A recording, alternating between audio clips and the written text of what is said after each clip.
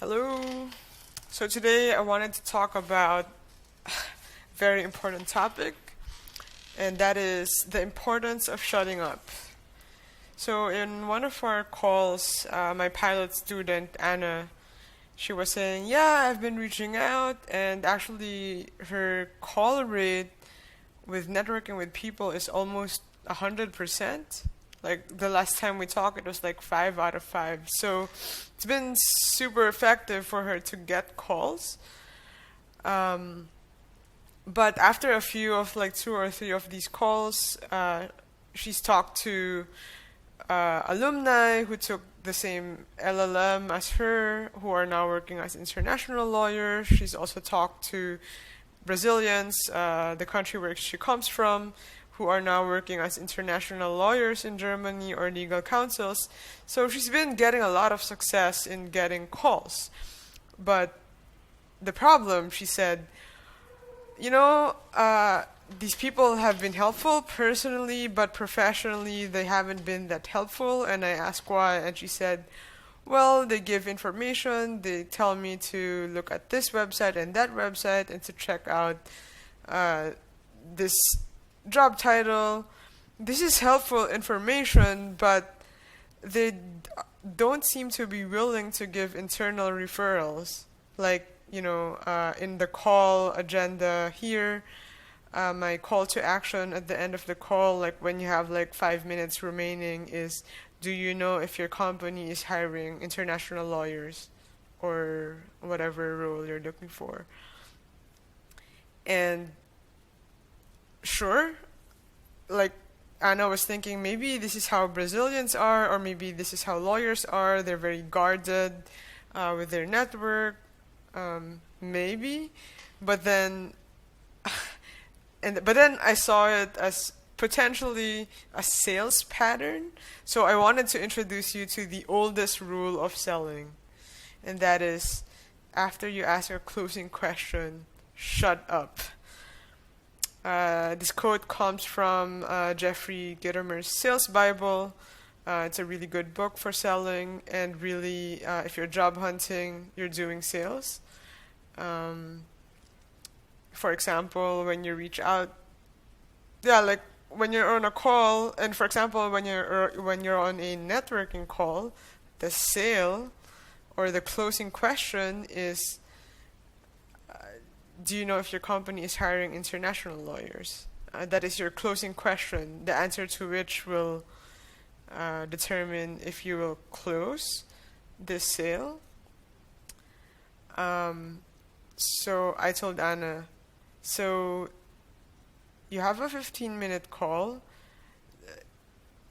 The 75% of it is like, it's what's really important is you keep this person engaged, hence be curious, ask questions, and so on.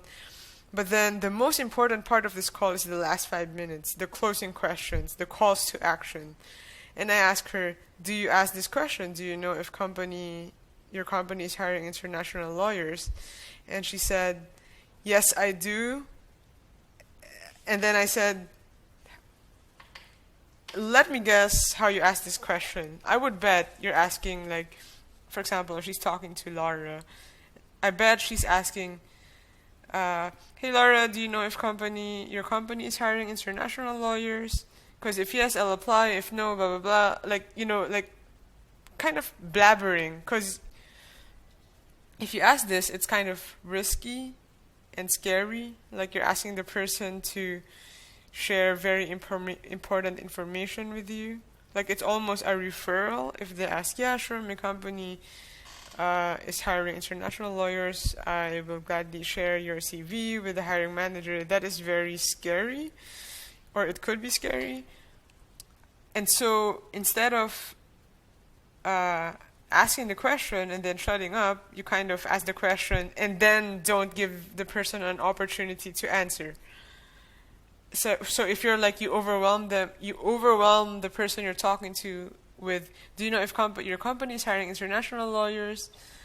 No worries if not, blah, blah, blah, blah, blah. You're really confusing them, and you're giving them an easy way out of the question. So my advice is follow the oldest rule of selling, and that is after you ask a closing question, shut up. So this is how it would go. So for example, towards the end of the call, so, hey Laura, thanks so much for all the information you've given me. It's been super, super helpful. I said I'll only take 15 minutes of your time, so I wanted to wrap up quickly here. Would you know if your company is hiring international lawyers? And then you wait. You wait for the other person, like within like 1 or 2 seconds, you kind of feel this tension, and the challenge is you shut up and let the other person speak. So, so either they'll say yes, we are hiring. Like you give them space and time to think. That is the point. So they'll think, and then if the answer is no, you can just say, okay, would you know who else I could talk to about this?